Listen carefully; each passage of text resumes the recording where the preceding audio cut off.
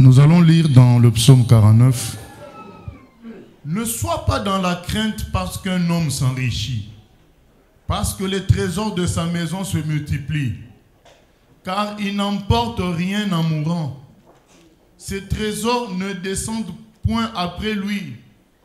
Il aura beau s'estimer heureux pendant sa vie, on aura beau te louer des jouissances que tu te donnes, tu iras néanmoins au séjour de tes pères, qui jamais ne reverront la lumière.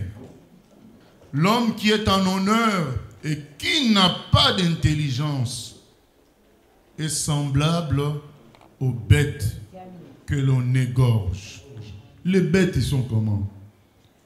Vous voyez, il y a les vaches qui naissent ensemble, qui jouent ensemble, qui sont dans un troupeau. Et tous les mois, on en tue une. Mais les autres vont vivre comme si rien ne se passait. Elles voient bien qu'il y a une qui a disparu, mais vous n'allez voir dans aucune vache l'idée de fuir l'enclos. Elle ne fait pas le lien entre la disparition de son ami et sa propre disparition future. C'est pourquoi ce sont des animaux. Elle croit être dans le meilleur des endroits puisqu'on s'occupe d'elle. Il y a même un vétérinaire pour venir la soigner. Mais tout ça est fait pourquoi?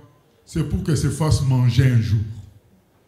Et ce verset nous dit, c'est la même chose pour l'homme qui est en honneur. Les gens applaudissent cet homme. Les gens disent qu'il est fort, il est beau. Elle est belle, elle est intelligente, elle a réussi sa vie.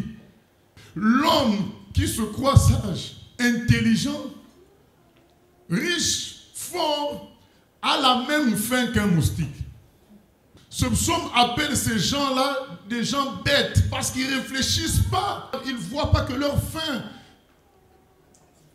ressemble à la fin d'un animal.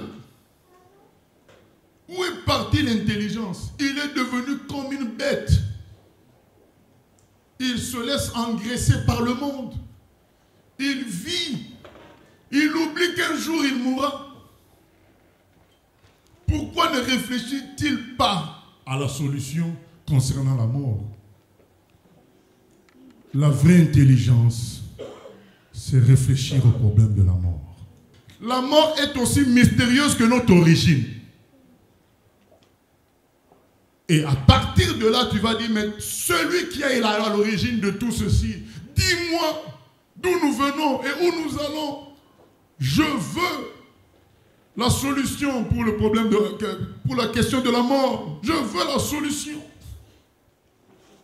2 Corinthiens 4, verset 3. Si notre évangile, l'évangile c'est quoi? C'est la bonne nouvelle du salut. La bonne nouvelle de la solution par rapport au mal, par rapport à la mort. L'évangile de Jésus.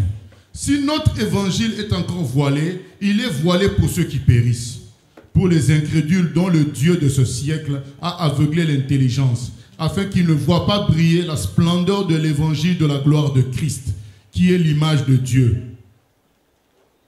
Ce passage nous dit que les gens sont voilés. Parce qu'on ne peut pas comprendre l'homme intelligent qui planifie tout, qui arrive à faire des exercices de maths, de ceci, de cela, à construire des robinets. Mais comment un homme comme ça n'arrive pas à réfléchir sur le problème le plus important de son existence? Il y a un voile que le diable a mis. Mais le voile, le diable a mis ça parce que l'homme lui-même est dans l'orgueil. Alors le diable rajoute le voile de sorte que ce qui est évident n'est plus perçu par l'homme.